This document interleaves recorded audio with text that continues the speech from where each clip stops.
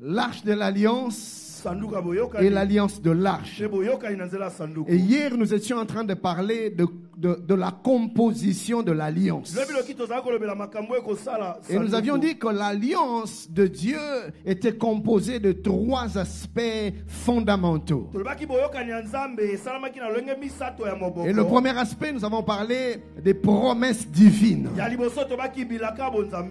Les promesses de fidélité, les promesses de protection, les promesses de bénédiction, les promesses de sa présence permanente. Et toutes ces choses se renferment, se retrouvent dans l'alliance. Et quand Dieu nous donne son alliance, Dieu, au travers de son alliance, nous donne ses promesses. Et dans sa fidélité, il les accomplit. Et puis nous avions parlé d'un deuxième aspect important de l'alliance. Car nous avions dit, malheureusement, nous avons tendance à nous focaliser que sur le premier aspect des promesses et de leurs accomplissements. Mais il y a un deuxième aspect des Écritures de l'alliance.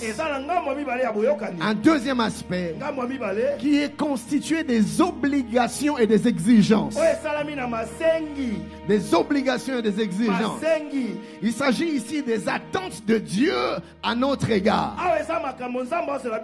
Dans l'alliance, c'est que Dieu attend de nous. C'est que Dieu veut que nous puissions lui offrir. Et premièrement, nous avions parlé de l'obéissance. Deuxièmement, nous avions parlé de la fidélité. Troisièmement, nous avions parlé de l'adoration exclusive. Dieu ne voulait pas être partagé. Et nous avions parlé également de la communion permanente. Dieu nous appelle à développer une communion permanente avec lui. Pas de temps en temps, pas quelquefois, mais le désir de Dieu, c'est de nous voir constamment connectés à lui. C'est de nous voir constamment communier avec lui. Le désir de Dieu, c'est être constamment avec toi, que tu sois constamment avec lui. Et nous avions parlé de la nécessité d'entretenir la relation, la communion que nous avions avec Dieu.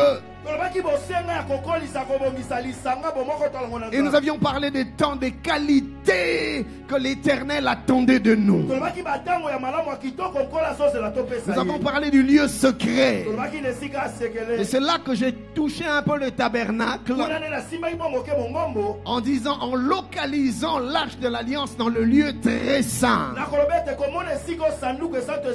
Le lieu très saint étant une image de l'intimité, de ce lieu d'intimité où Dieu nous appelle. Mais Dieu n'attend pas de nous que la communion. Il n'attend pas de nous que l'adoration, pas que l'obéissance, pas que la fidélité. Mais vous allez peut-être vous en douter. Mais il y a une cinquième chose que l'Éternel attend de nous et qui est prévue dans l'alliance, qui est quasiment comme une exigence de Dieu. C'est la repentance. Bien-aimé, Dieu a placé la repentance dans l'alliance quasiment comme un impératif. Oui, c'est prévu dans l'alliance. Dieu l'a voulu dans l'alliance. Dieu l'a établi dans l'alliance. Pourquoi? Parce que cela est motivé par son amour et par sa fidélité. Voulant constamment maintenir la communion avec nous. Voulant constamment maintenir l'alliance avec nous. Dieu a prévu la repentance. Parce que Dieu connaît nos failles. Dieu connaît nos limites.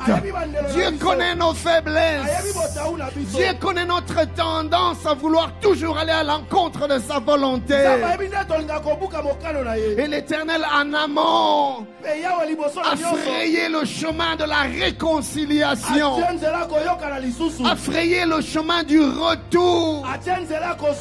Et il prévoit dans l'alliance la repentance. Bien-aimés, nous servons un Dieu qui prend plaisir à la miséricorde. Nous servons un Dieu qui prend plaisir au pardon. Mon ami, Dieu aime pardonner. Il ne se plaît pas de la perte d'un pécheur. Dieu ne se réjouit pas de la mort d'un pécheur. Non, mais il veut que le pécheur vienne à la repentance. Et l'Éternel a prévu cela dans l'Alliance. Et dans 2 Chroniques 7:14, il dit: si mon peuple, sur qui est invoqué mon nom, s'humilie, prie et cherche ma face, et s'il se détourne de ses mauvaises voies, Dieu dit: je l'exaucerai des cieux, je lui pardonnerai son péché, je guérirai son pays. Dieu prévoit cela. Je voudrais dire à quelqu'un ce soir que rien ne te garde loin de Dieu. Tu n'as aucune raison de rester loin de Dieu. La voie est ouverte. Le chemin est disponible. La repentance. Que rien ne t'empêche de te repentir. Que rien ne t'empêche de reconnaître. Que rien ne t'empêche de t'humilier. Dieu n'attend que ça. Il l'a prévu dans son alliance. Il aime pardonner. Il se plaît à pardonner. Il prend plaisir à la miséricorde. Et le troisième fait fondamental de l'alliance qui constitue l'alliance, c'est les engagements. Les engagements réciproques. Écoutez, frères, l'alliance crée un partenariat entre Dieu et son peuple.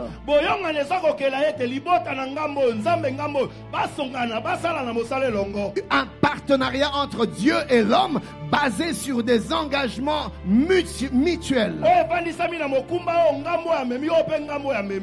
Pourquoi? Pour maintenir et garantir la durabilité de la relation.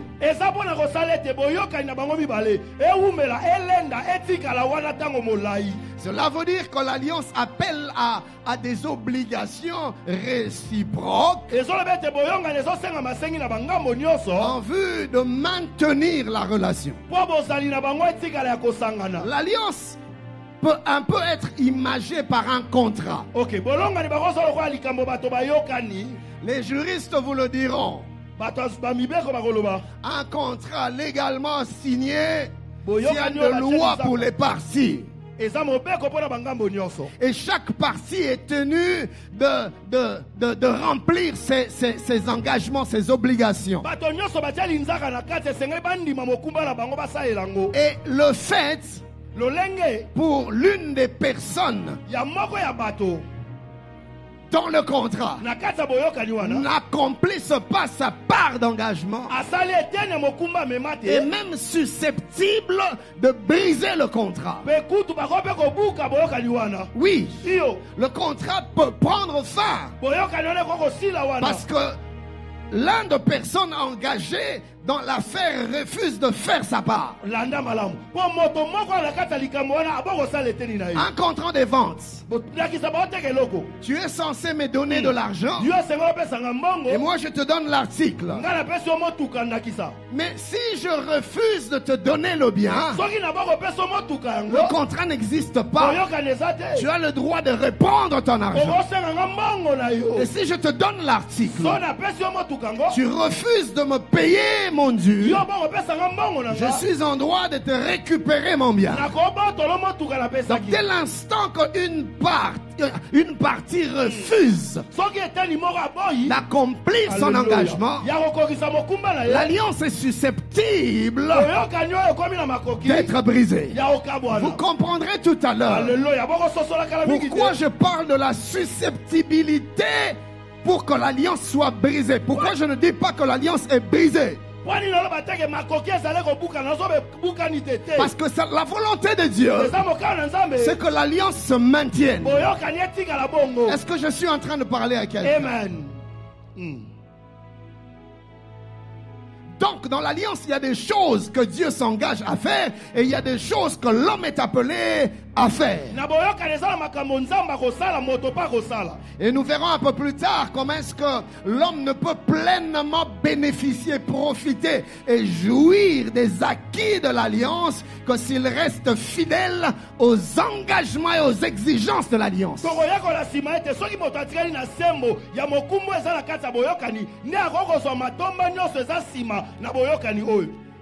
Et cela me permet de parler du rôle, ou si vous voulez, de l'importance de l'alliance de Dieu avec son peuple.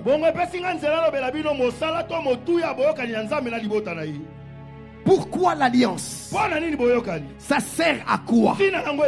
Quelle en est l'utilité? Quelle en est l'importance? Quel rôle joue-t-elle? Notez ceci. L'alliance établissée en Israël et établie pour nous aujourd'hui encore une relation particulière. Une relation particulière entre Dieu et son peuple, entre Dieu et l'homme. Et l'alliance identifiait Israël comme le peuple de Dieu. Alléluia. L'alliance identifie l'homme comme fille de Dieu. Lisez avec moi Exode 19, 5 à 6. La Bible déclare: maintenant, si vous écoutez ma voix et si vous gardez mon alliance, vous m'appartiendrez entre tous les peuples, car toute la terre est à moi. Vous serez pour moi un royaume de sacrificateurs et une nation sainte. Voilà les paroles que tu diras aux enfants d'Israël. Il dit: l'alliance fera que vous puissiez m'appartenir. Si vous acceptez de vous soumettre aux exigences de l'alliance, vous serez identifié comme ma possession. L'alliance vous établit comme un royaume de sacrificateurs. L'alliance vous établit comme une nation sainte, un peuple acquis et un sacerdoce royal. C'est l'alliance qui nous sanctifie. C'est l'alliance qui nous met à part. Et c'est l'alliance qui nous distingue et qui nous différencie des autres peuples. Donc le rôle de l'alliance, c'est de nous établir comme la descendance de Dieu. Suivez-moi bien. Nous sommes dans Deutéronome 29, 12 à 13. La Bible déclare: tu te présenteras pour entrer dans l'alliance de l'Éternel, ton Dieu, dans cette alliance contractée avec serment, et que l'Éternel, ton Dieu, traite en ce jour avec toi. Écoutez, afin de t'établir aujourd'hui pour son peuple et d'être lui-même ton Dieu. Donc au même moment que l'alliance nous établit comme peuple de Dieu, l'alliance établit Adonai comme notre Dieu. L'alliance Ola Katimaya, L'alliance, onanosita. L'alliance, c'est le point de jonction. Olakita, paria. L'alliance, c'est le point de jonction. Olameta, kata, kata. Entre Dieu, d'une part, et l'homme, d'autre part. J'avais prévu d'en parler plus tard. Saint-Esprit, j'avais prévu d'en parler plus tard. Mais il n'arrête pas de me dire, l'alliance, c'est le point de jonction entre l'homme et Dieu, entre le ciel et la terre, entre l'humain et le divin. Ils se rencontrent, ils se réunissent, ils se réconcilient dans l'alliance. C'est ainsi que dans le Nouveau Testament, dans la Nouvelle Alliance, Christ est venu. Lui, l'incarnation, la matérialisation de la Nouvelle Alliance est venue au travers de son sang comme le point de jonction entre le ciel et la terre, entre le divin et l'humain, entre Dieu et l'homme. En Christ Jésus, il nous a mis d'accord et nous avons été réconciliés. L'alliance attire Dieu vers nous et attire l'homme vers nous. Alléluia. Good. Nous lui appartenons et il devient notre Dieu. La Bible déclare,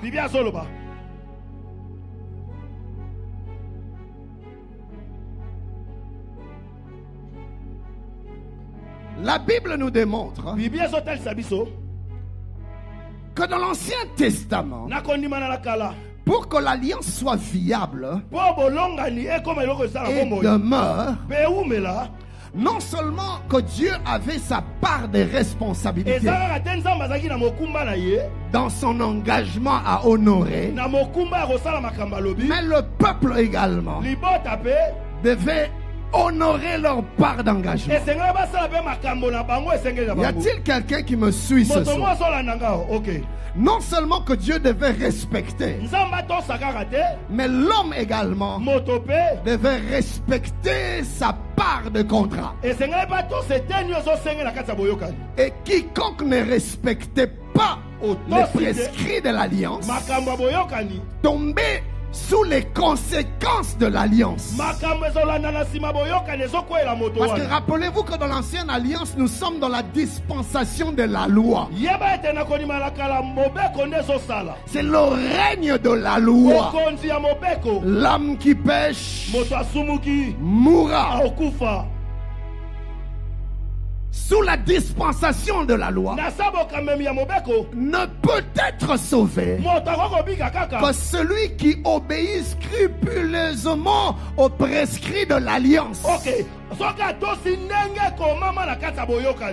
aux préceptes de la loi, au point que la Bible déclare que celui qui transgressait une seule petite loi était coupable de toute l'alliance, était coupable de toute la loi. Si tu enfreins à une seule loi, ordonnance, précepte, tu as péché non seulement contre cette seule loi, mais contre toutes les autres lois. La Bible déclare, tu ne tueras point, tu ne convoiteras point, tu ne te prosterneras point devant les idoles, tu ne porteras point de faux témoignages contre ton prochain. Honore ton père et ta mère, afin que tes jours te prolongent. Tu travailleras 7 jours, 6 jours, mais le 7e jour, ça sera le sabbat. Ça, c'est des prescrits de la loi. Je peux avoir obéi à 9. Mais si je tombe dans une, c'est comme si j'avais péché j'avais transgressé toutes les autres lois. Et la Bible dit dans le livre de Jacques, le chapitre 2, le verset 10, car quiconque observe toute la loi, il observe toute la loi, mais pêche contre un seul commandement. Un seul, pas deux, un seul, devient coupable de tous. Donc cela nous enseigne que dans l'ancienne alliance, il n'y avait pas le droit à l'erreur. Il n'y avait pas de place à l'erreur. Et dès l'instant que le peuple transgressait la loi, l'alliance était censée se briser. Censé se briser. Pourquoi j'insiste sur cette susceptibilité-là?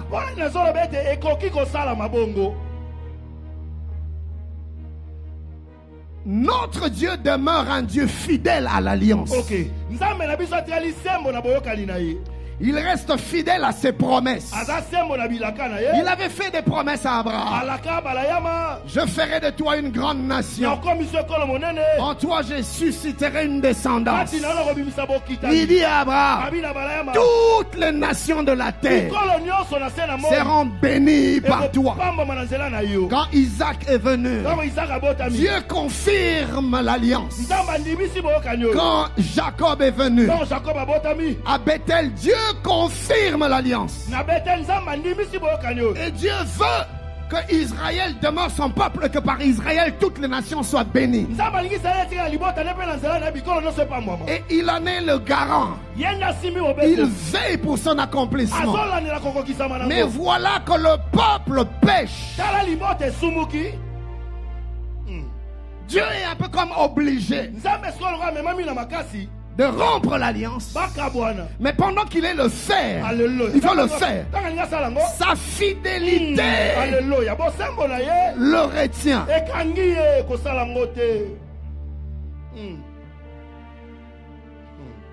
Ainsi, Dieu devait trouver le moyen de pardonner le péché du peuple, afin de préserver son intégrité et même l'intégrité de l'alliance, et d'éviter la rupture. Mais comment le faire? Car la loi est comme un, comment on dit, comme un marteau au-dessus de lui. Car rappelez-vous qu'il a dit à l'homme, le jour où tu mangeras le fruit, tu mourras. Donc celui qui pêche, il doit mourir. Et Dieu devait trouver des moyens pour maintenir l'alliance. Mais il y a un obstacle. Là où il y a transgression, la mort doit frapper. Le sang doit couler. Et du reste, Hébreu dit dans Hébreu 9, 22, sans effusion de sang, il n'y a pas pardon des péchés. Donc je ne peux tourner le dos. Je ne peux passer outre. Je ne peux faire semblant. L'homme a péché. Israël a péché. Il faut que je frappe. Je suis fidèle à l'alliance. Et l'alliance dit, celui qui ne respecte pas ses engagements doit subir les sanctions prévues dans l'alliance. Et je dois frapper. Il faut que je frappe. Il faut que la mort tombe.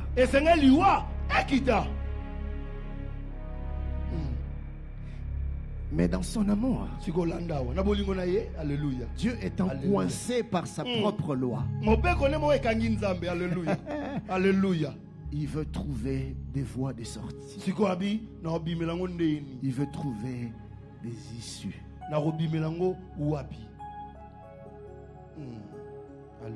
Et c'est là que le Seigneur Adonai va instituer le sacrifice des animaux comme alternative alternative.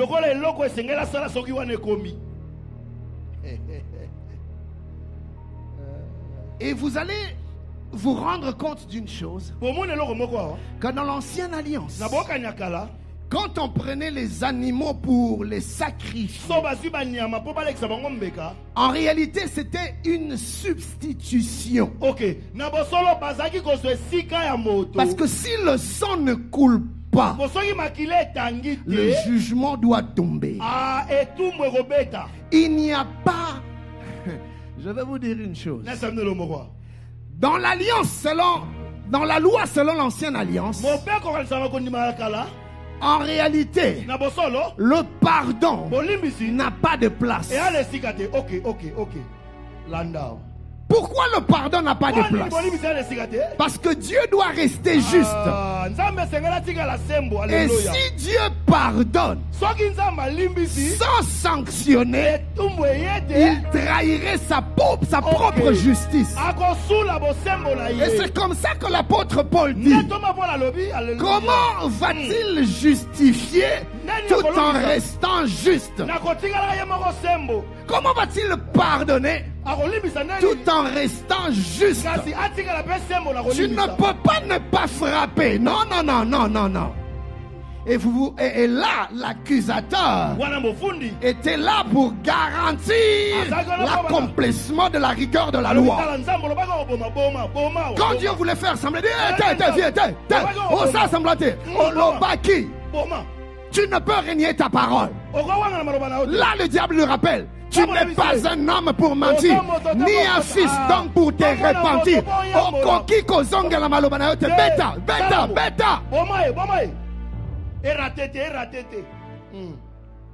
Mais Dieu dans son amour il dit: ah natika kaka nalimbisa olimbisa ndengenini. Là où il y a le péché, il faut que la mort s'en suive. Tu dois frapper. Il faut que tu frappes.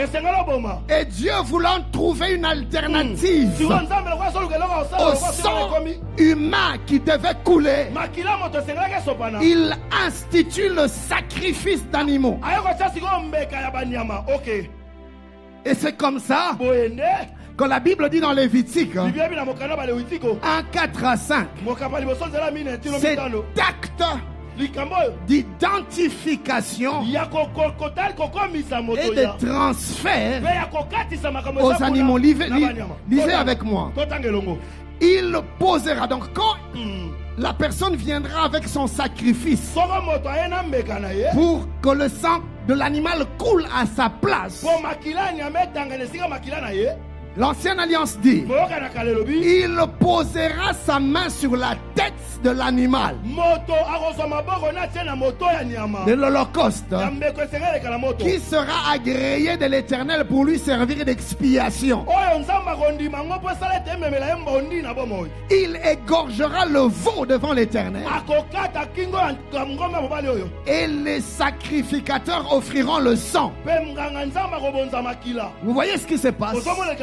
Donc, quand il ne peut pas juste venir avec l'animal et l'égorger, non. Il y a un acte qui devait poser. C'est-à-dire la personne qui péchait et qui venait vers Dieu pour être pardonné ne pouvait obtenir le pardon sans sacrifice. Et il ne pouvait pas juste venir et immoler, non.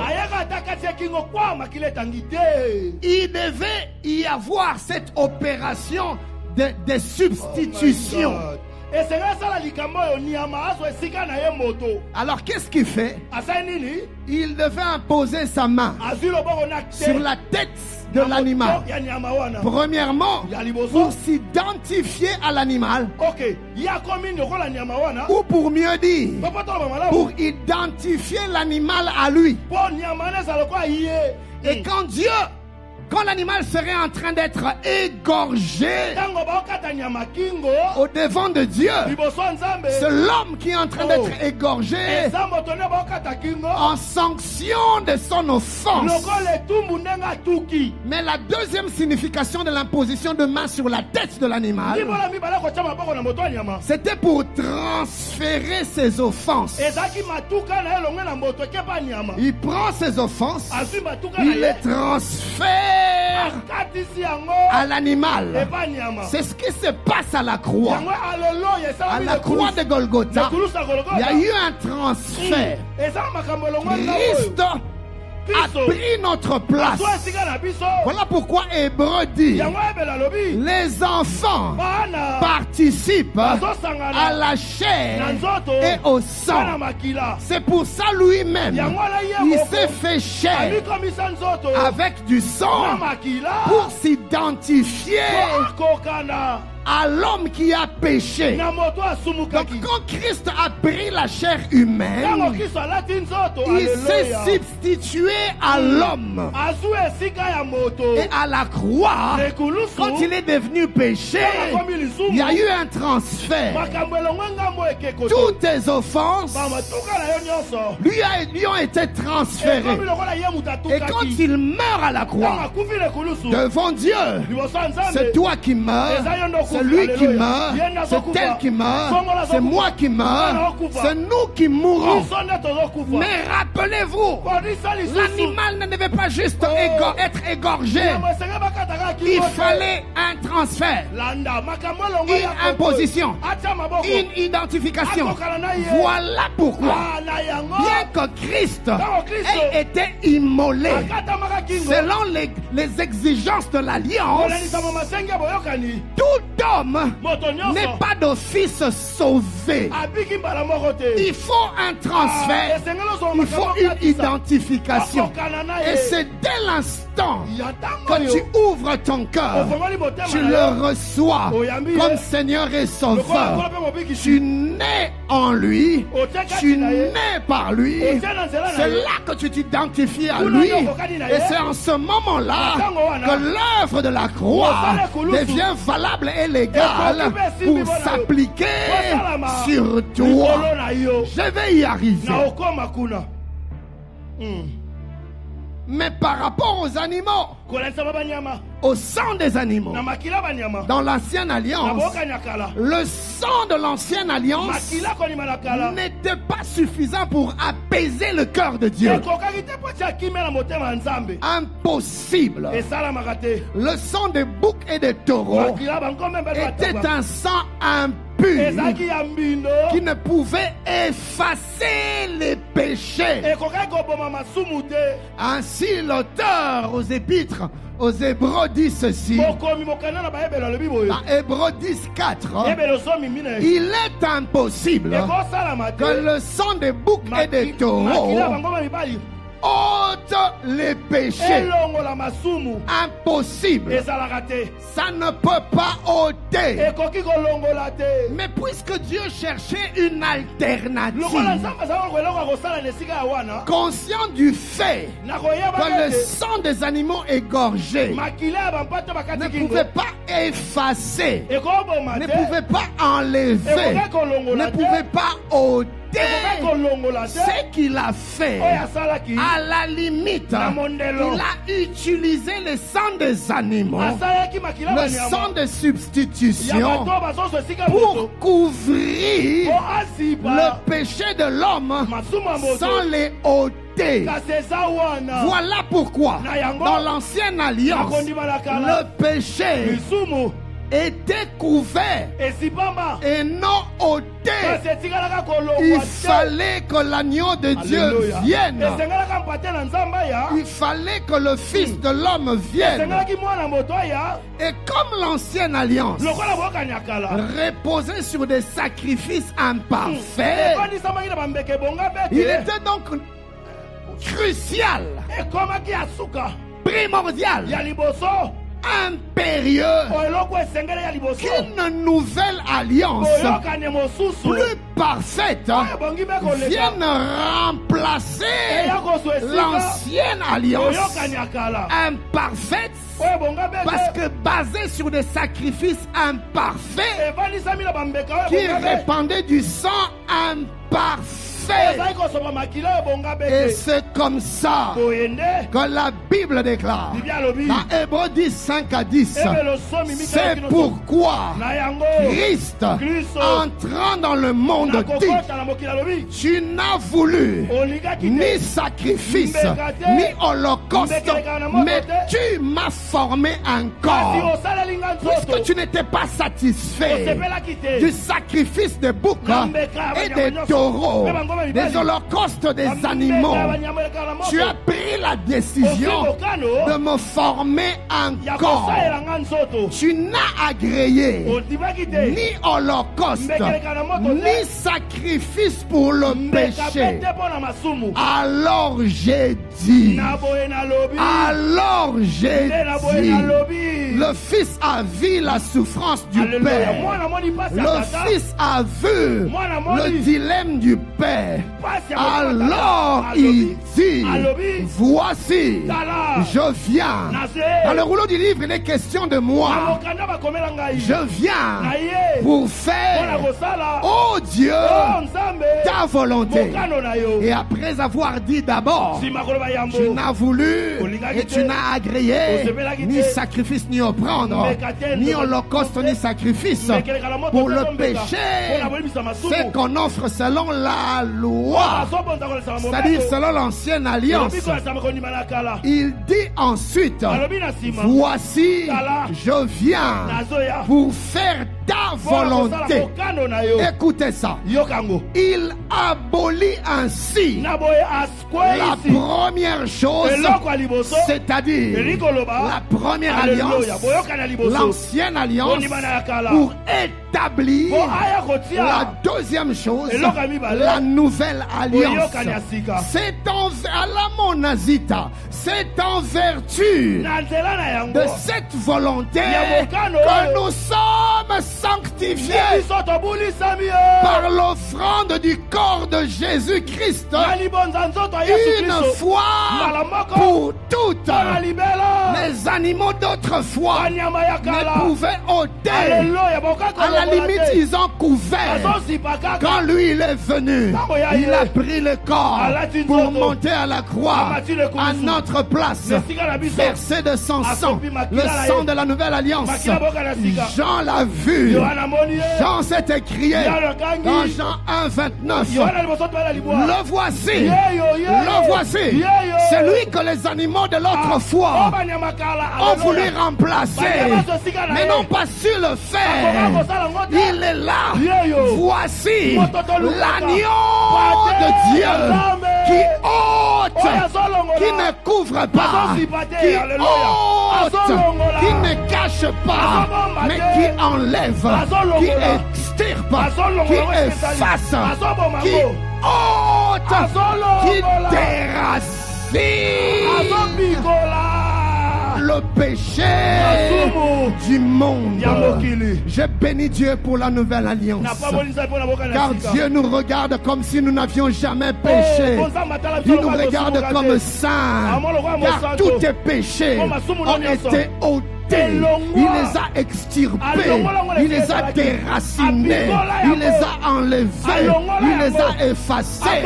Et l'apôtre Paul dira plus tard, il a effacé l'acte dans les ordonnances nous condamner.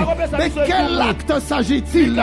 L'ancienne alliance. Les ordonnances de l'ancienne alliance nous condamnaient. Mais quand Jésus est venu, il a demandé qu'on lui donne l'ancienne alliance.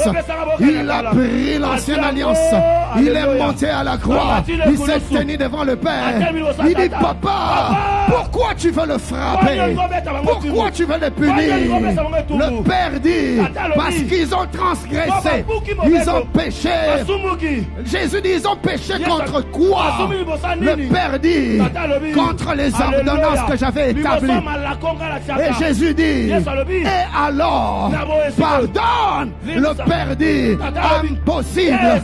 L'âme qui pêche doit mourir. Le Fils dit, mais c'est écrit où ce que tu me dis?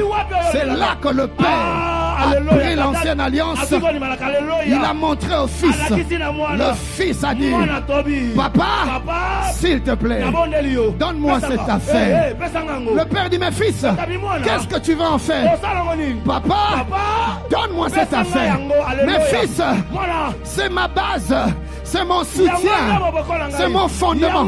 Je ne peux rien faire sans cette affaire. Si ça disparaît, comment vais-je encore frapper? Car je dois frapper. Si ça disparaît, fils, si tu le perds, comment vais-je encore condamner? Comment vais-je encore punir? Comment vais-je encore juger? Je vais manquer d'éléments, je vais manquer de preuves, je vais manquer de fondements, selon qu'il est écrit dans la loi. Là où il n'y a pas de loi, il n'y a pas de sanction. Là où il n'y a pas de loi, il n'y a pas de crime non plus. Sans cette affaire, il n'y aura donc plus de crime, et il n'y aura donc plus de sanctions, et il n'y aura donc plus de jugement. Le Fils à la croix lui dit, papa, regarde-moi, Père, regarde-moi bien, regarde mes mains, regarde mes pieds, regarde mon côté. Qu'est-ce que tu vois? Le Père lui dit, fils, je vois le sang. Il dit, papa, qu'est-ce que tu vois? Je vois le sang. Papa, qu'est-ce que tu vois? Je vois le sang. Le Fils lui dit, Père, d'après la loi, tout est purifié par le sang. Sans effusion de sang, il n'y a pas pardon des péchés. Papa, qu'est-ce que tu vois? Le Père dit, fils, je vois le sang. Je vois le sang. Je vois le sang. Le Fils lui dit, c'est un sang différent. Différent du sang de l'ancienne alliance. Différent du sang des boucs. Différent du sang de taureau. C'est un sang pur. C'est un sang sanctifié. C'est un sang innocent. C'est un sang qui ne couvre pas. C'est un sang qui ne couvre pas. C'est le sang qui ôte. C'est le sang qui enlève. C'est le sang qui efface. Il dit, papa, donne-moi cette affaire. Donne-moi cette affaire. Donne-moi cette affaire. C'est là que le Père lui a donné le livre de condamnation. La loi, l'ancienne alliance, la Bible déclare. Quand il l'a pris, il s'est mis à effacer. Il s'est mis à enlever. Il s'est mis à ôter. Il s'est mis à extirper. Et quand il se rassurait qu'il y avait encore un peu de taches, alors il prenait de son sang et il effaçait. Il prenait de son sang, il effaçait. Il prenait de son sang et il effaçait jusqu'à ce que ça ne soit plus que de feuilles vierges, des papiers vides. Et il est rentré. Nananisa. Père, je suis venu te rendre ton affaire. Le Père a pris. Il n'y avait plus de loi. Il n'y avait plus de condamnation. Le Père dit, fils, qu'est-ce qui s'est passé? Où est passée la loi? Le Fils lui dit, Père, je l'ai accompli. Le Père craignait que la loi soit abolie. Que la loi soit abolie. Le Fils dit, non, papa, je sais que c'est un document précieux. Je ne l'ai pas aboli. Je l'ai accompli. Je l'ai réalisé. Papa, ta loi disait quoi? Le père du fils. Ma loi disait, l'âme qui pêche doit mourir. Le fils dit, Père, je l'ai accompli. Je suis mort. Père, la loi disait quoi? La loi disait, celui qui obéissait même à toute la loi, mais il tombait dans un seul commandement, était coupable de toute la loi. Le fils lui dit, papa, ça aussi j'ai fait. J'ai accompli toute la loi sans tomber dans un seul commandement. Cette affaire n'a plus de valeur. Le père dit, mais fils, qu'est-ce qui va se passer? C'est là que le fils vient par son sang. Il dit, papa, au travers de mon sang, j'inaugure une nouvelle alliance.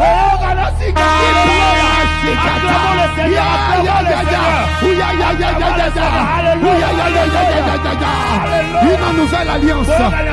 C'est comme ça que plus tard sur terre, quand l'apôtre Paul a eu la révélation de ce qui s'est passé dans le ciel, l'apôtre Paul, poussé par l'esprit, s'est mis à prêcher. Il n'y a plus aucune condamnation pour ceux qui sont en Jésus-Christ. Il n'y a plus aucune condamnation. Il n'y a plus aucune condamnation. Plus de malédiction, plus de jugement, plus de condamnation. Je lève ma main, je déclare, personne ne va te condamner, personne ne va te juger, personne ne peut te maudire, car il a effacé l'acte dans les ordonnances nous condamner. Je proclame et je déclare, tu vivras libre, libre dans l'âme, libre dans l'esprit, libre dans le corps. Je prophétise que la culpabilité ne sera plus ton partage. En ce lieu, je brise par la vertu de la croix l'autorité, la force et la puissance de la culpabilité. Sois en paix. Je dis reçois la paix de Dieu. Je dis reçois la paix. Je dis reçois la paix. Au nom de... Si tu es d'accord avec moi, donne-moi. Je dis donne-moi. Je dis donne-moi. Je dis donne-moi.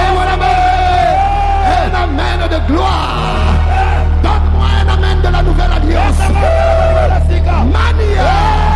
Sotakataka. Supre-katamaya. Loya seka. Alléluia. Daleza. Kulime prekete saya. Et de la même manière que dans l'ancienne alliance qui établissait le peuple comme peuple de Dieu. Oh my God. Après que le peuple ait ratifié l'alliance, dans la nouvelle alliance, la Bible dit dans Jean 1:12, Alléluia.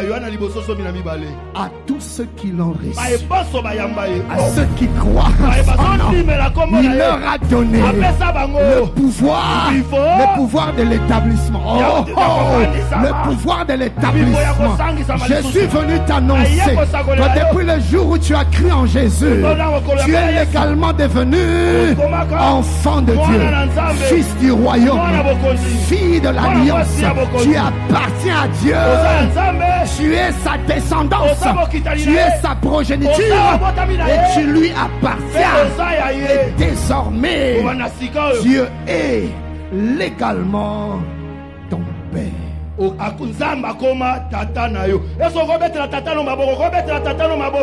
Alléluia, alléluia, alléluia.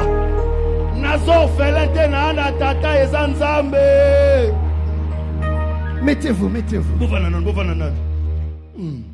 Hier, j'avais dit que j'allais vous parler du rapport qu'il y a entre le sang et l'alliance. Ok.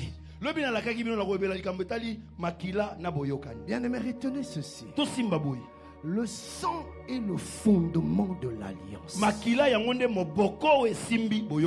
Car vous avez remarqué, dans les Écritures, si vous lisez, si vous méditez, vous allez vous rendre compte qu'il n'y a pas d'alliance véritable sans effusion de sang, sans que le sang intervienne.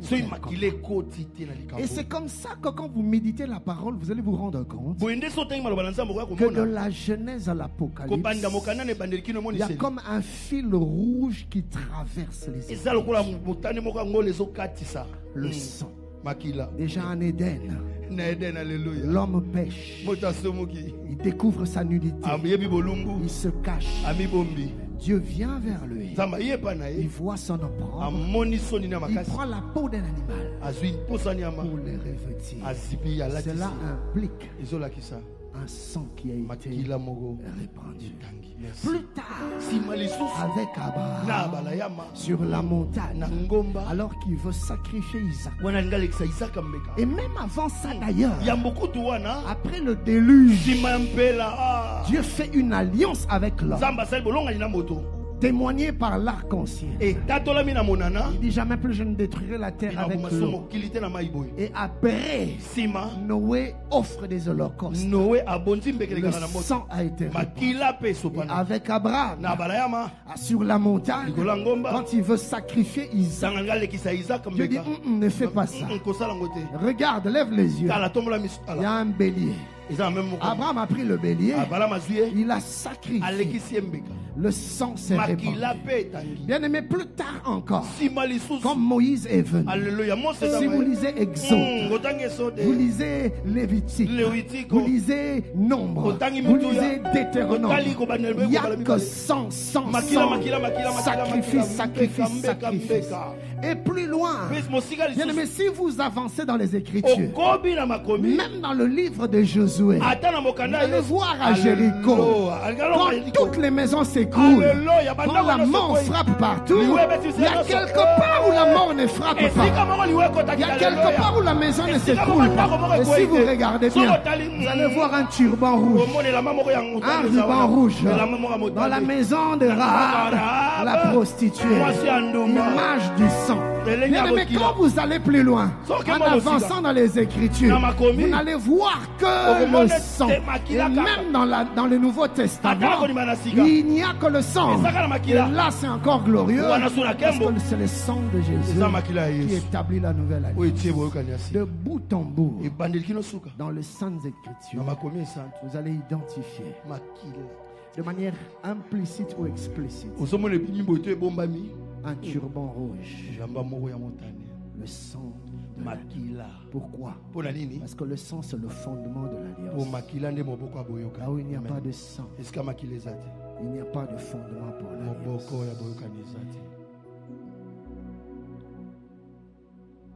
Il existe dans les Écritures un rapport très étroit entre l'alliance et le sang. Notez, le sang est à la fois le signe du sacrifice, mais aussi le sceau de l'alliance. C'est-à-dire que le sang plutôt est le témoignage qui atteste qu'un sacrifice a été offert. C'est le signe du sacrifice. Et au même moment, le sang est une garantie, ou si vous voulez un gage, le gage de l'alliance. C'est comme ça que dans Exode 12:13, Dieu dit au peuple, le sang vous servira de signe sur les maisons. Parce que comme on le verra plus demain, quand je parlerai de l'alliance de l'arche, alors que l'ange frappait, Dieu lui a dit, là où il y aura le sang, l'ange frappera, passera outre. Pourquoi? Parce qu'à chaque fois qu'il voit le sang, il y a ces deux choses. Le sang est un signe que la mort est déjà passée par là. Donc quand il voit le sang, il ne peut plus frapper parce que le sang est un signe qu'il y a déjà eu sacrifice. C'est-à-dire que quelqu'un est déjà mort et il passe outre. Deuxième chose, quand il voit le sang étant le gage, la garantie de l'alliance, l'ange de la mort sait que cette maison appartient à Adonai. Là on ne touche pas. Bien-aimé, le sang de Jésus, non seulement qui te sanctifie, mais c'est un sceau sur ton front. Aucun malin ne peut te toucher. Aucun diable ne peut te toucher. Ce qui est glorieux et ce qui est plus fort, c'est que même Dieu ne peut pas te toucher. Oh, agosimbote. Aïe, aïe, aïe, aïe, aïe. Yemoko. Aïe, aïe, aïe, aïe. Aïe, aïe, aïe, aïe. Même quand il vient dans sa colère, quand il voit le sang, il se rétracte. Il est strictement interdit de tuer. Parce qu'il y a ces deux choses dans le sang. La mort est déjà passée par là. Il est en alliance avec Dieu. Acclamons le Seigneur, acclamons le Seigneur. Gloire à Dieu. Notez, le sang et le sceau et la signature qui authentifie et qui confirme l'alliance. Lisez Matthieu 26, 27 à 28. Il prit ensuite une coupe et après avoir rendu grâce, il la leur donna en disant: buvez-en tous, car ceci est mon sang, le sang de l'alliance, qui est répandu pour plusieurs pour la rémission des péchés. J'aime la version française courante qui dit ceci: car ceci est mon sang, le sang qui garantit l'alliance. Ce mot dit ceci: ceci est mon sang, par lequel est scellée l'alliance. Bien-aimé, je peux te faire une procuration, un document légal pour que tu accèdes à un certain nombre de privilèges.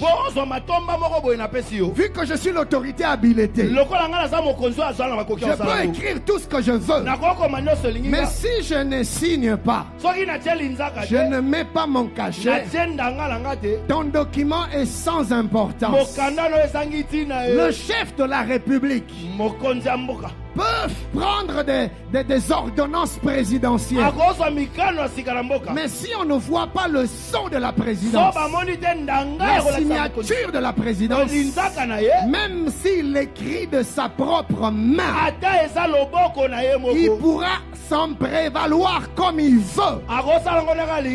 Ça sera semblable à du papier hygiénique, sans importance, sans utilité.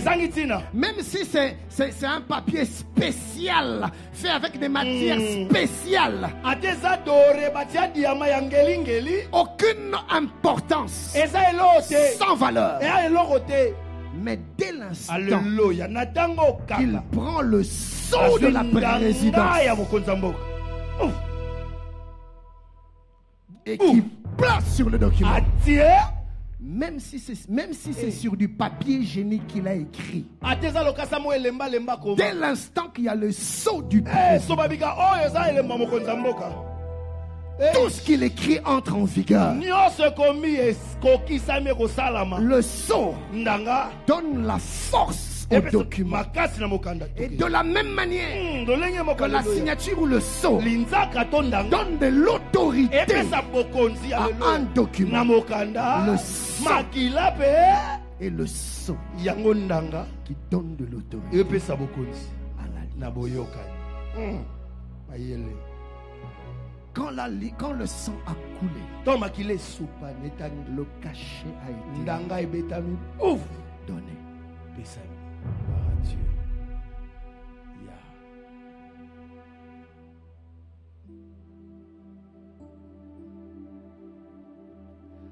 Notez. Simba. Les Écritures nous présentent le sang comme le moyen d'expier les péchés et de ratifier l'alliance entre Dieu et les hommes. Mais je me suis demandé pourquoi seulement le sang? Pourquoi pas la sueur? Kamakila. Ok. Landa walanda. Pourquoi seulement Pona nini kaka le sang? Makila. Bien aimé. Molingami. La vie est dans le sang. Yoka.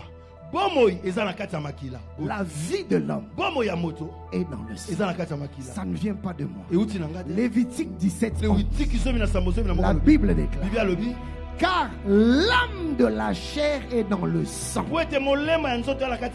Français courant dit, c'est dans le sang que réside la vie d'une créature. Cela veut dire que le sang qui coule, le sang que l'on répand, est une image et symbolique de la vie qui s'est arrêtée. Autrement dit, la mort. Le sang est une image de la mort. Et l'alliance ne pouvait être ratifiée que par le sang. Parce que le sang parle de la mort.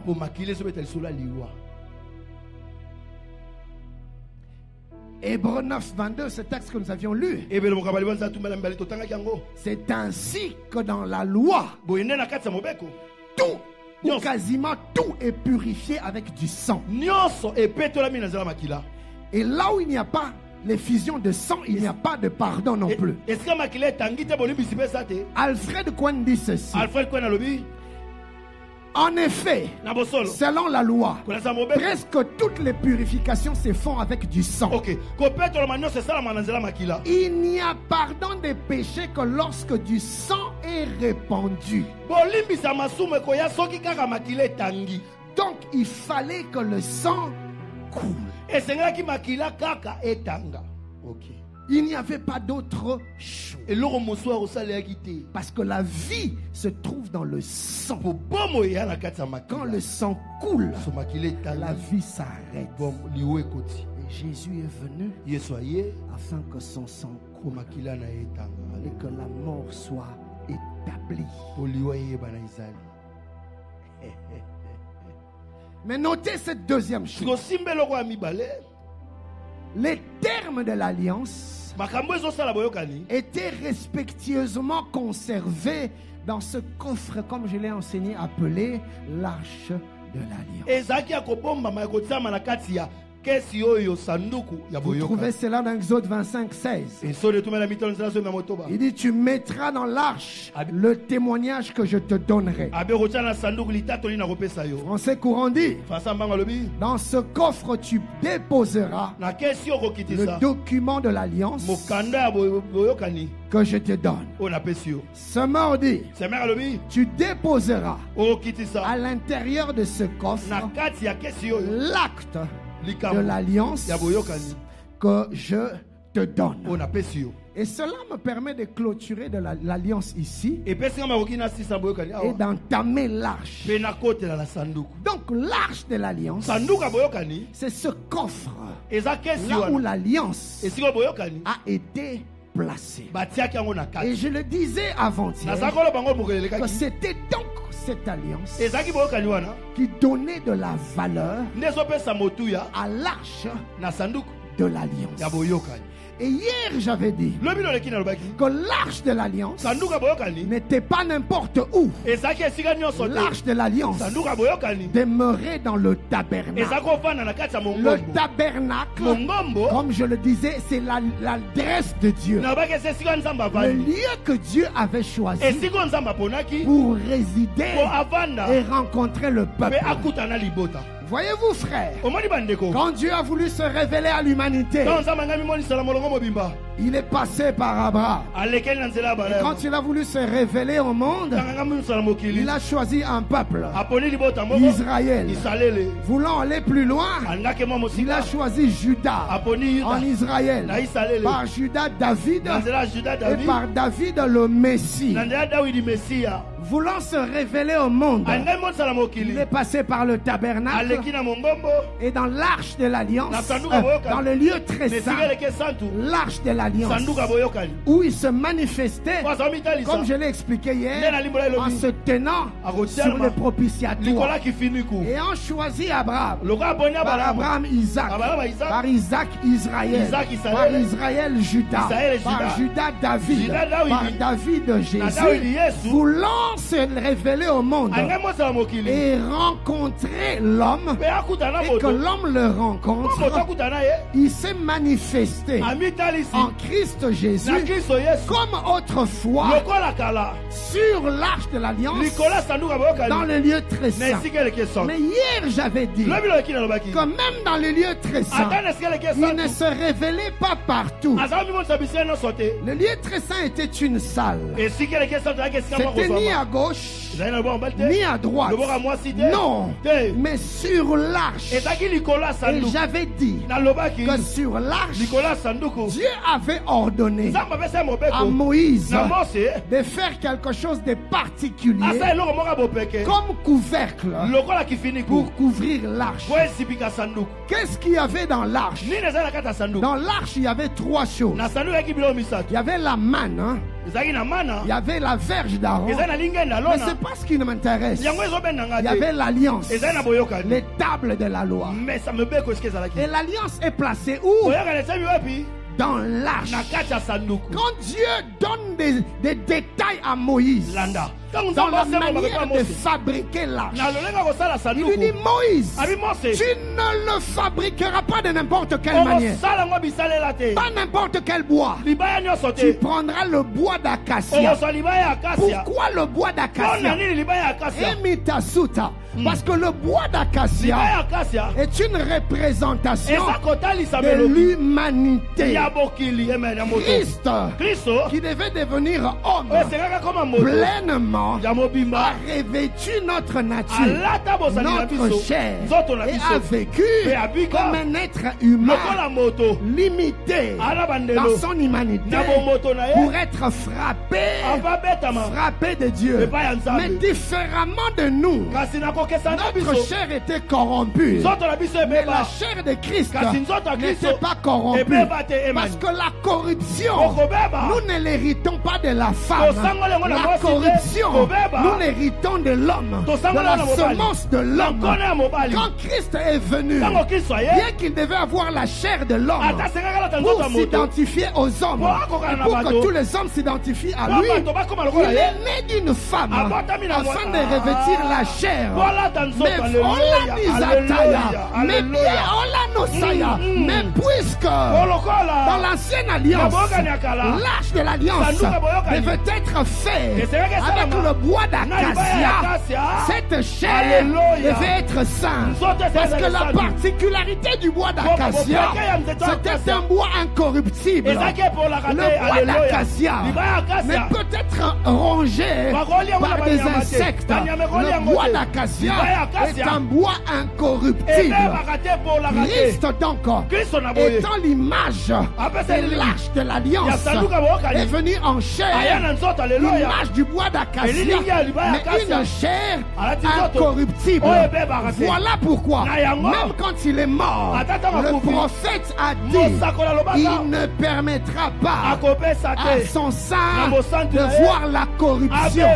Qu'est-ce que cela veut dire? Le corps de Jésus, étant sanctifié, ne pouvait être corrompu. corrompu par la pourriture. Ainsi la Bible dit, il ne permettra pas que son corps voie la corruption, se corrompe par la pourriture. Image du bois d'acacia. Jésus donc, notre bois d'acacia, était pleinement homme, comme le bois était le symbole de l'humanité. Mais Dieu ne s'arrête pas là. Il dit à Moïse, deuxième chose, tu prendras ce bois, après avoir fait l'arche avec, tu le couvriras avec l'or. L'or est l'image de la divinité. L'or est une matière pure, épurée par le feu. Christ donc, étant divinement, pleinement homme, il était aussi pleinement Dieu. La Bible dit, à lui en habitant corporellement toute la plénitude de la divinité. Étant 100% homme, bois d'acacia, il était 100% Dieu, image de l'or. Ainsi la Bible déclare, lui, celui le Dieu véritable, Jésus-Christ, le Fils de Dieu, est le Dieu véritable. Esaïe pouvait dire, on l'appellera Père éternel. Jésus est Dieu, pleinement Dieu, pleinement homme. D'où le mélange entre l'acacia couvert de l'or. Après que Moïse l'ait fait ainsi, Dieu lui dit maintenant, prends l'alliance, cette alliance de condamnation qui doit être accomplie, réalisée pleinement par celui qui doit venir. Place-la dans l'arche de l'alliance, l'image de Christ qui viendra consommer et accomplir les exigences de la loi. Rappelez-vous, je vous avais dit que quand Adam et Ève ont été chassés d'Éden pour les empêcher de revenir dans la présence de Dieu et de manger l'arbre de la vie pour qu'ils ne vivent pas éternellement, parce que celui qui mange le fruit de l'arbre de vie vit éternellement. Mais on nous cita, mais Dieu ne voulait pas que l'homme vive éternellement dans l'état de péché. Il fallait l'empêcher d'atteindre l'arbre de la vie pour qu'il ne devienne pas éternellement corruptible. Dieu voulait se donner le moyen, la possibilité de les récupérer la situation, de les sanctifier, de les purifier. Mais s'ils mangent l'arbre, ils deviendront éternels. Donc plus aucune possibilité d'être rachetés, d'être récupérés.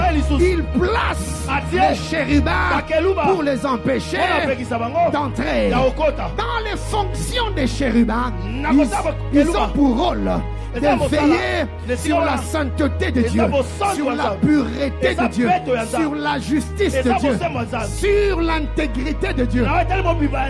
Et c'est ainsi que Dieu dira à Moïse, quand tu feras l'arche de l'alliance, tu prendras un couvercle pour couvrir l'arche de l'alliance, là où tu auras mis les tables de la loi, l'alliance de la condamnation. Et il lui dit, sur ce couvercle, sur ce propitiatoire, tu vas fabriquer des chérubins, c'est-à-dire deux chérubins qui vont déployer les ailes l'un en face de l'autre et qui auront la tête tourner sur le propitiatoire. Donc il regarde constamment le propitiatoire. Il veille sur la loi qui doit être observée. Il veille pour garantir l'intégrité de Dieu, se rassurer que ce que Dieu a dit, il va l'accomplir. Puisqu'il a dit jugement, il va juger, il va frapper. Et ils sont là en train de veiller en train de garantir. Et Dieu dit à Moïse, après que le sacrificateur ait sacrifié l'agneau pour le pardon du péché, tu prendras de son sang depuis le parvis. Tu vas traverser le lieu saint. Tu vas aller jusque dans le lieu très saint. Et devant l'arche de l'alliance, tu vas répandre le sang du pardon. Pas par terre, pas à gauche, pas à droite, mais sur le propitiatoire. Maintenant, suivez-moi bien. Viens, mon frère. La loi est là. Les chérubins veillent sur son accomplissement. Donc il n'y a pas de choix. Il n'y a pas d'alternative. Les chérubins sont incorruptibles. Ils n'entendent aucune autre voix que la voix de la sainteté, que la voix du jugement, que la voix de l'intégrité. Et ils veillent. Et la loi est juste là, à l'intérieur. Et les chérubins sont en train de dire, la loi dit, c'est que la loi dit doit s'accomplir. Et Dieu dit à Moïse, quand le sacrificateur viendra avec le sang, il le placera sur le propitiatoire entre les chérubins et la loi. Donc le sang est venu s'intercaler entre la rigueur de la loi et la rigueur des chérubins. Les jugements de Dieu ne peut donc plus tomber parce que entre la loi et le jugement et les chérubins, on a répandu le sang. Et quand Dieu veut frapper, il voit les lois, la loi, il voit le sang plutôt, il s'arrête. Donc la seule chose qui pouvait permettre à Dieu de se manifester parmi le peuple sans pour autant les décimer, sans pour autant les frapper, sans pour autant les consumer, c'était le sang qui devait couler. Et voulant se manifester parmi le peuple, il a dit, ça sera dans le tabernacle, dans le Saint de Saints, mais sur l'arche de l'alliance. Mais je ne peux pas descendre sans frapper, car je ne peux supporter l'impureté. J'ai besoin d'un couloir qui me permettra de me tenir sans frapper. Et c'est là qu'il a établi le propitiatoire, qui veut dire siège de la miséricorde. Autrement dit, réceptacle de la miséricorde. Quelle miséricorde? De la nouvelle alliance, par le sang de Jésus. Et quand on a répandu le sang sur le propitiatoire, Dieu a trouvé la possibilité de se manifester sans frapper. Et il s'est tenu sur le propitiatoire, là où il y avait le sang. Mais rappelez-vous, c'était un sang impur, le sang des animaux. Quand Christ est venu, Alléluia. il a répandu son propre sang. Alléluia. Amen. Et aujourd'hui, le Père légalement de venir vers nous, nous rencontrer, et que nous les rencontrions sans pour autant qu'il nous juge, parce qu'il se tient sur le sang de Jésus, le sang de la nouvelle alliance. Et c'est comme ça que le jour où Jésus institue la Sainte Seine, après avoir donné le pain, il dit qui est mon corps, lisez pour vous. Il prend la coupe. Il dit ceci. Et la coupe. Et la nouvelle alliance en mon sang. Dans d'autres versions, on dit, notamment Matthieu, il dit ceci. Et le sang de la nouvelle alliance. Faites ceci en mémoire de moi. Il a inauguré la nouvelle alliance par son sang. Donc, quand on parle de l'arche de l'alliance, ce n'est rien d'autre que le Fils de l'homme. Bien-aimé, de la même manière que l'arche de l'alliance, particulièrement au-dessus du propitiatoire, là où il y avait le sang, était le point de jonction entre Dieu et les hommes. Jésus est venu comme le seul médiateur, comme le seul point de jonction entre Dieu et les hommes. Et la Bible dit, Dieu était en Christ réconcilié le monde avec lui-même. L'arche de l'alliance de l'Ancien Testament a eu son accomplissement, car l'Ancien Testament, c'est l'ombre des choses. Dans la nouvelle alliance, Christ Jésus est lui-même venu comme l'arche de l'alliance. Mais il ne porte plus l'alliance de la condamnation comme l'arche de Moïse. Il porte l'alliance de la réconciliation, l'alliance du pardon, l'alliance de la restauration. Bien aimé, voilà pourquoi déjà dans l'Ancien Testament, je vais clôturer, partout là où il y avait l'arche de l'alliance, la présence de Dieu était inévitable. Même quand la route était fermée, quand l'arche, la route se fermait. Rappelez-vous du Jourdain. L'eau devait s'ouvrir. Dieu dit à Josué que les sacrificateurs portent l'arche, ils entrent dans l'eau. Quand l'eau a vu l'arche, il a vu la présence de Dieu, il a cédé le reste. De la même manière, à Jéricho, souvent nous avons tendance à croire que c'est les cris et les bruits ont fait tomber les murailles de Jéricho. Non, Dieu a dit, prenez l'arche et tournez. Ne dites rien. Tournez. Et ils avaient l'arche. Ils tournaient. Ceux qui ne savaient pas l'arche de l'alliance portant la présence de Dieu en train de tourner autour de Jéricho, ils étaient en train de donner à Dieu l'opportunité de prendre le contrôle. Prenez le contrôle au nord, prenez le contrôle au sud, prenez le contrôle à l'est, prenez le contrôle à l'ouest.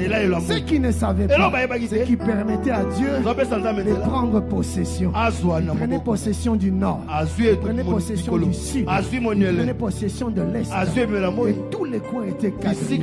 La présence de Dieu était tellement établie à Jéricho que quand c'était fait, Dieu a dit au peuple, maintenant célébrez. Alléluia. Quand l'arche intervient, la présence de Dieu intervient. Et plus jamais rien n'est pareil. L'arche est entrée dans la maison de Ben-Edom.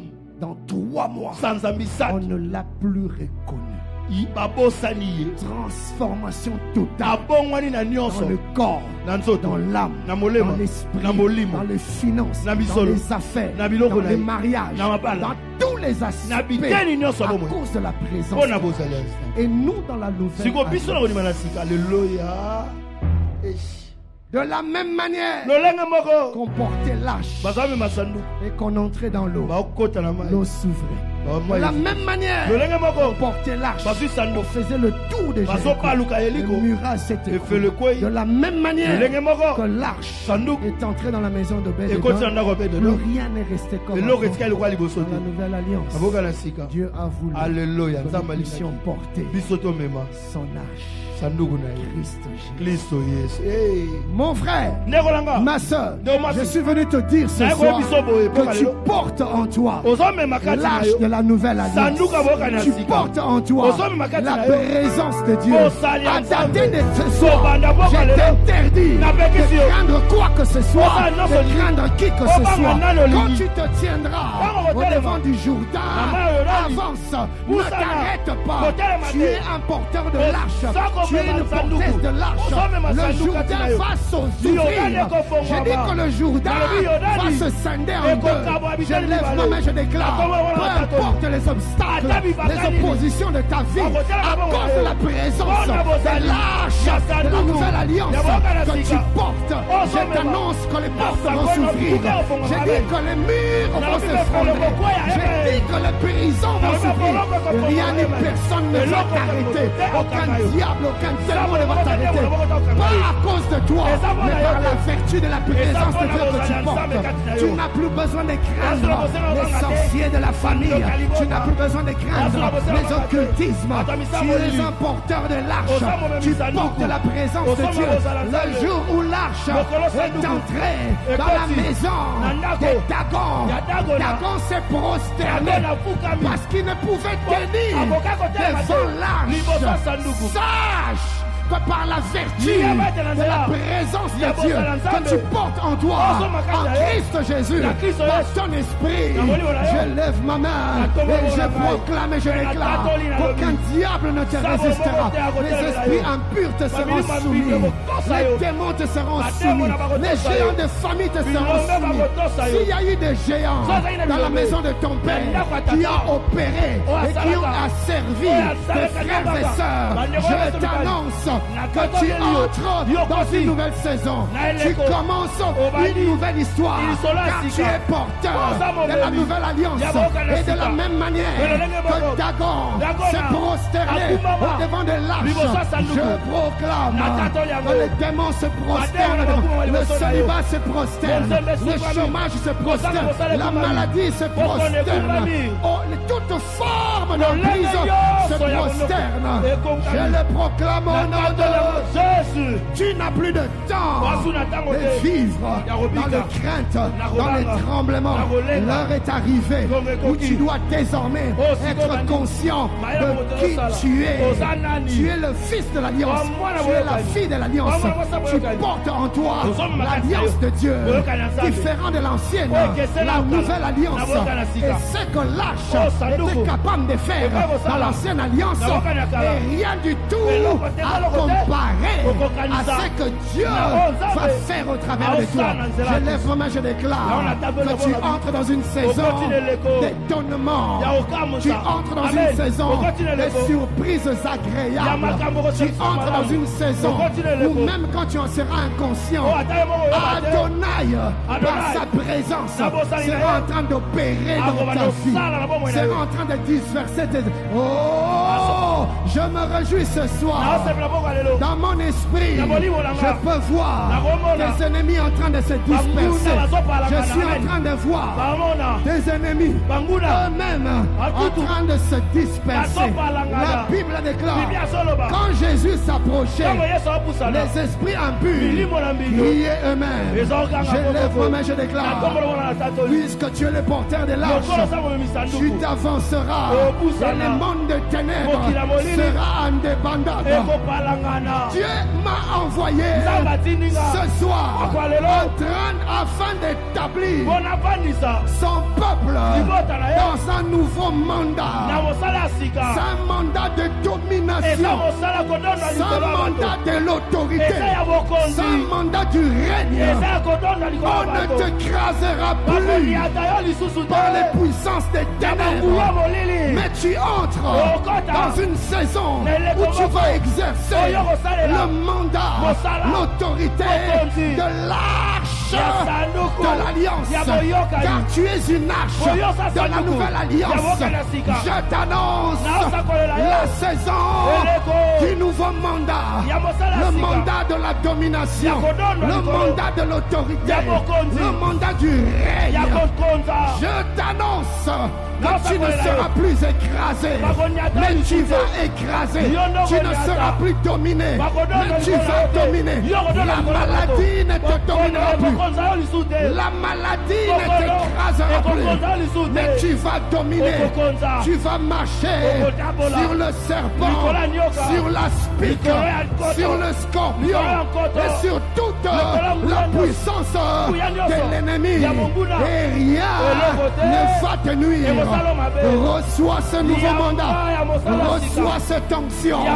Yamatite tapaya, zutapaninesa, lota prapi katinaya bosh, Eliera nane masaya, Elia, Elia, Elia, ya paride de shaya, Elia, Elia.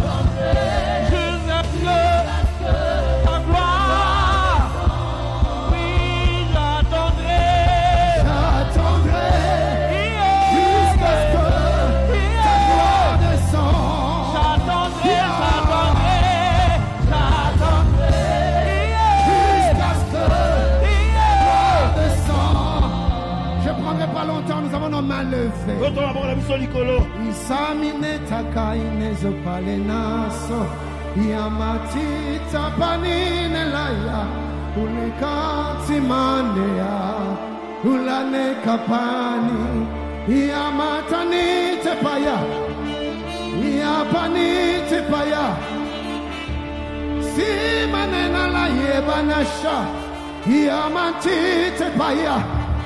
Nous avons nos mains levées.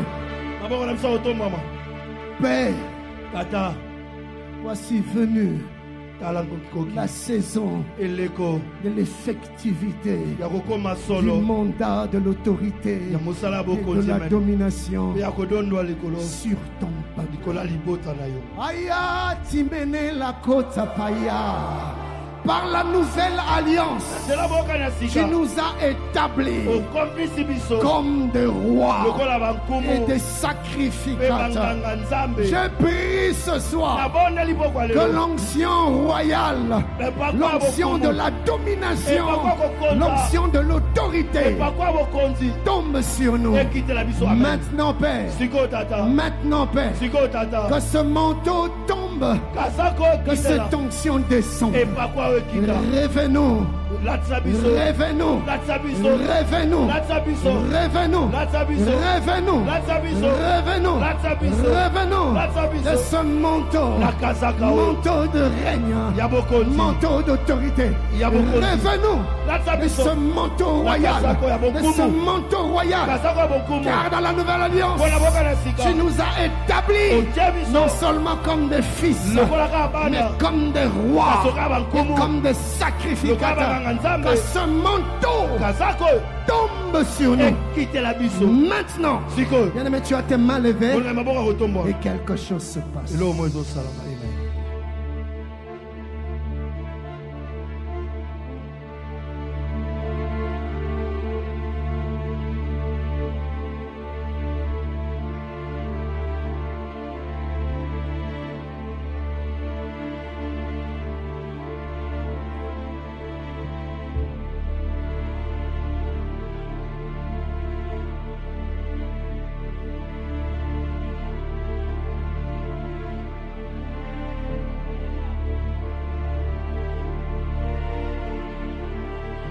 L'Esprit de Dieu est en train d'enlever la peur dans plusieurs cœurs. Il est en train d'enlever la timidité dans plusieurs cœurs. La peur est ôtée. Il te donne la force du buffle. Il te donne l'assurance du jeune lion. Reçois cela dans le nom de Jésus. Tu es un porteur de l'arche. Tu es une porteuse de l'arche. Tu marches avec autorité. Tu domines et tu règnes. Reçois cela. Je compte jusqu'à 3 et cela tombe sur toi. C'est fort, c'est fort. Plusieurs seront incapables de tenir sur leurs deux jambes. C'est un poids que tu vas ressentir sur tes épaules. Ne sois pas distrait, c'est fort. Je compte 1, je compte 2, je compte 3. Reçois. Reçois.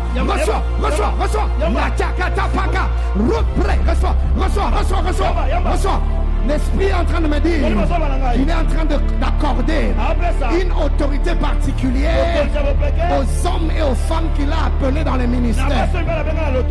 Que tu sois déjà dans le ministère ou que tu sois encore en préparation, il y a une grâce particulière. Tu parleras avec autorité. Tu parleras avec autorité. Je compte jusqu'à 3 et ce revêtement d'autorité est en train de descendre sur plusieurs ministres. Sur plusieurs ministres, c'est fort. Reçois le revêtement de ton ministère. Je compte 1, je compte 2, je compte 3. Ça tombe sur toi. J'ai dit ça tombe sur toi, ça tombe sur toi. C'est fort, ça tombe sur toi. Ça tombe sur toi. Ça tombe sur toi. Dieu t'a appelé dans le domaine politique, la gestion de l'État. Reçois l'autorité de ton mandat. Reçois l'autorité de ton mandat. Dieu t'a appelé dans le business. Reçois l'autorité de ton mandat. Tu vas régner dans le domaine du business. Tu vas dominer dans ton champ. Reçois le mandat.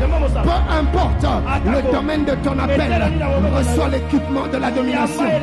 Dans la sphère où Dieu t'établit, tu vas marcher avec domination. Tu vas marcher avec autorité. Tu vas écraser les adversaires. Tu vas dominer l'ennemi. Reçois cela. Je compte jusqu'à 3 et cela tombe sur toi. Je compte 1, je compte 2, je compte 3. Reçois.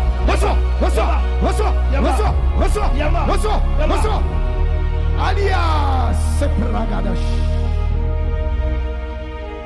Ta vie ne sera plus jamais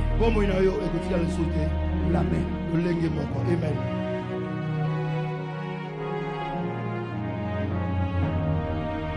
Ta vie ne sera plus jamais la même. À dater de ce moment, tu entres dans une autre dimension, dans le mandat d'autorité et de domination, car tu es en alliance avec l'arche de l'alliance, de la nouvelle alliance, car tu es un porteur, une porteuse de l'arche.